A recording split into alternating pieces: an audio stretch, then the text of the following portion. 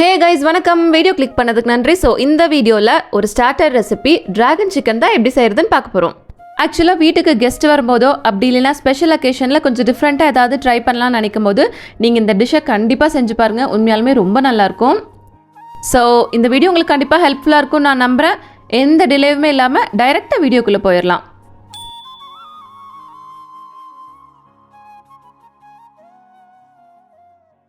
இந்த ரெசிபி பண்ணுறதுக்கான ஃபர்ஸ்ட் ஸ்டெப்பாக நம்ம சிக்கனை கட் பண்ணி எடுத்துக்கலாம். இந்த டிராகன் சிக்கன் ரெசிபிக்கு போன்லெஸ் சிக்கன் தான் யூஸ் பண்ணுவாங்க. அதனால் நான் இந்த இடத்துல சிக்கனோட பிரெஸ்ட் பீஸை இந்த மாதிரி வெர்டிக்கல் ஸ்ட்ரிப்பாக கட் பண்ணி எடுத்துக்கிறேன். நீங்கள் நார்மலாக மீடியம் சைஸ் ஸ்கொயர் பீசஸாக கூட கட் பண்ணிக்கலாம். நான் ரெஸ்டாரண்ட்லலாம் இந்த மாதிரி தான் சர்வ் பண்ணுவாங்க அப்படின்னு சொல்லிட்டு அதே ஷேப்க்கு கட் பண்ணி எடுத்துக்கிறேன். இதே மாதிரி நம்ம கிட்ட இருக்க மிச்சம் எல்லா பீஸையுமே கட் பண்ணி எடுத்துக்கலாம். நான் இந்த இடத்துல 500 grams போன்லெஸ் சிக்கன் எடுத்திருக்கேன்.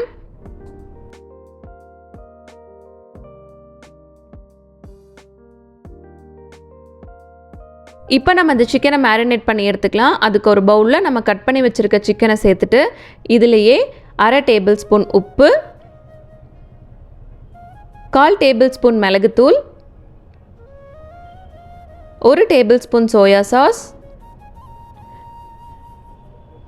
3 tablespoon cornflour,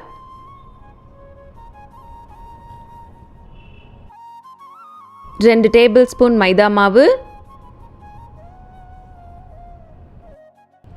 1/2 tablespoon baking powder, இதுலேயே கடைசியாக ஒரு முட்டை சேர்த்து இதை நல்லா மிக்ஸ் பண்ணி வச்சிடலாம்.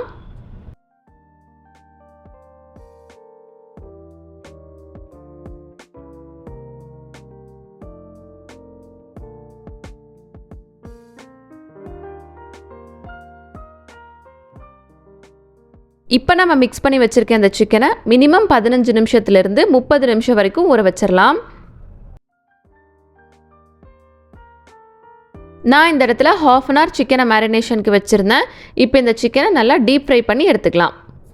அதுக்கு ஒரு அகலமான கடாயில் எண்ணெய் சேர்த்துட்டு எண்ணெய் நல்லா ஹீட் ஆனதுக்கப்புறமா ஸ்டவ்வை மீடியம் ஃப்ளேமில் வச்சு நம்ம மேரினேட் பண்ணி வச்சுருந்தோம்ல சிக்கன் அதை ஒவ்வொன்றா சேர்த்து நல்லா பொரிச்சு எடுத்துக்கலாம். ஒரே டைமில் எல்லா சிக்கனையும் சேர்த்து பொரிச்சிட வேணாம். நம்ம எடுத்துருக்க பேனோட சைஸ்க்கு தகுந்த மாதிரி பேட்சாக ஃப்ரை பண்ணி எடுத்துக்கலாம்.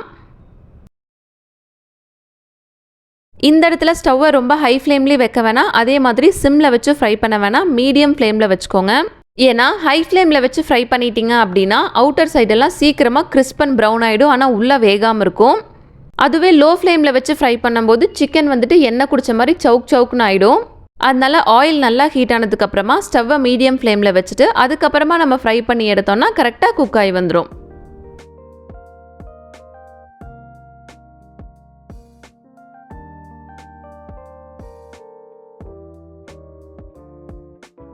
இப்போது இது மாதிரி கோல்டன் ப்ரௌன் கலர் வர வரைக்கும் ஃப்ரை ஆனதுக்கப்புறமா இப்போ இதை எடுத்து நம்ம தனியாக வச்சிடலாம். இதே போலவே நம்மக்கிட்ட இருக்க மிச்ச எல்லா சிக்கனையும் நம்ம பேட்சாக ஃப்ரை பண்ணி எடுத்துக்கலாம்.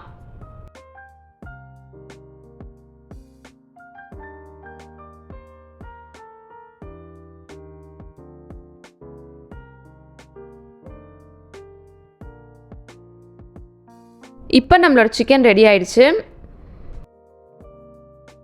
அடுத்து ஒரு கடாயில் 3 டேபிள்ஸ்பூன் ஆயில் சேர்த்துக்கலாம். ஆயில் நல்லா சூடானதுக்கப்புறமா 10லேருந்து 12 முந்திரி பருப்பு சேர்த்து இந்த முந்திரி பருப்பு நல்லா கோல்டன் ப்ரௌன் கலர் ஆகிற வரைக்கும் குக் பண்ணி எடுத்துக்கலாம்.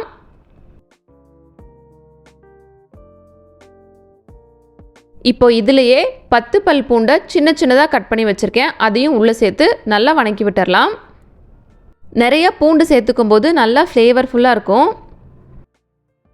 நம்ம சேர்த்த பூண்டு எண்ணெயில் நல்லா வணங்கி நல்லா வாசம் வந்ததுக்கப்புறமா இதுலேயே கொஞ்சமாக சில்லி ஃப்ளேக்ஸ், ஒரு வெங்காயம், ஒரு கேப்சிகமாக இந்த மாதிரி ஸ்கொயர் ஷேப்க்கு கட் பண்ணி வச்சுருக்கேன், ரெண்டையும் உள்ளே சேர்த்து ஒரு தடவை நல்லா வணக்கி விட்டுறலாம்.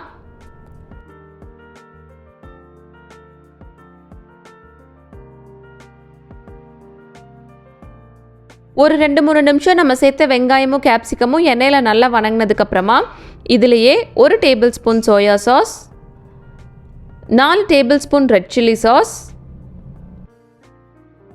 3 டேபிள்ஸ்பூன் கெச்சப்பும் உள்ளே சேர்த்து ஒரு தடவை நல்லா மிக்ஸ் பண்ணி விட்டுடலாம். சாஸ் எல்லாம் சேர்த்ததுக்கப்புறமா அடுப்பை லோ ஃப்ளேமில் வச்சு குக் பண்ணிக்கோங்க. சாஸ் எல்லாத்தையும் நல்லா மிக்ஸ் பண்ணி விட்டதுக்கப்புறமா இதிலேயே 1/2 டேபிள் ஸ்பூன் மட்டும் சர்க்கரை சேர்த்து ஒரு தடவை நல்லா மிக்ஸ் பண்ணி விட்டுக்கலாம்.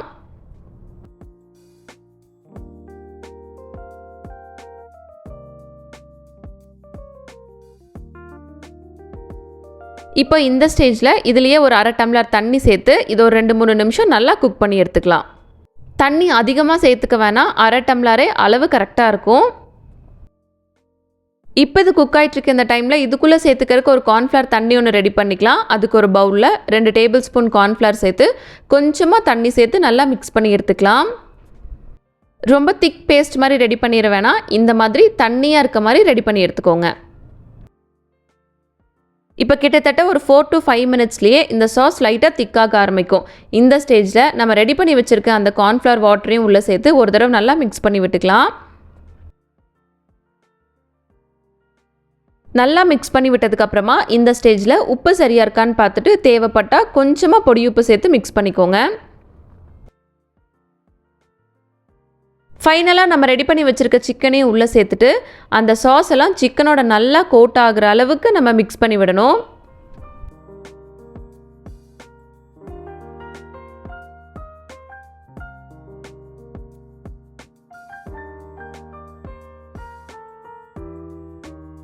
நல்லா மிக்ஸ் பண்ணி விட்டதுக்கப்புறமா கடைசியாக கொஞ்சம் ஸ்ப்ரிங் ஆனியன்ஸை மேலே தூவி விட்டு மிக்ஸ் பண்ணி சர்வ் பண்ணிங்க அப்படின்னா செம்ம டேஸ்ட்டாக இருக்கும்.